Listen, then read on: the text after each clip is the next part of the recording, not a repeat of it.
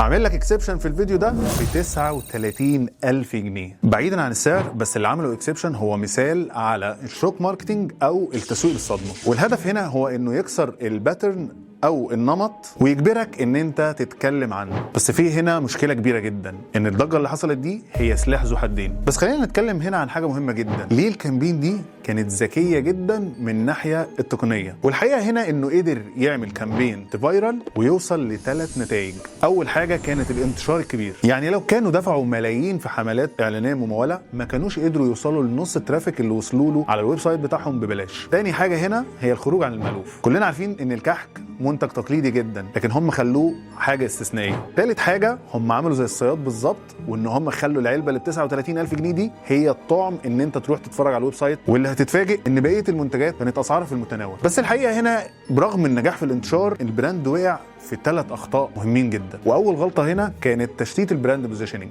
يعني عمل تشتت لمكانه في السوق. وعلشان نفهم النقطه دي كويس، لما تكون براند بتخاطب الفئه المتوسطه وفجاه تنزل بسعر تعجيزي، فده بيأثر على مكانتك في السوق في دماغ العميل الاصلي بتاعك، وهنا ما بيبقاش فاهم هل انت بتخاطبه ولا بتخاطب فئه جديده خالص. تاني حاجه هنا هي ان انت عملت تنفير للعميل الاصلي بتاعك. جزء كبير من العملاء الموضوع ده اكيد هيستفزهم جدا، وهيحس ان انت خلاص بقيت في ليفل تاني وبتتعالى عليه. ثالث غلطه اللي ممكن تكون فعلا حصلت، انه ضرب في قيمه العلامه التجاريه، لانه هنا اتحول من جوده وطعم عالي لاستفزاز وشو مفتعل.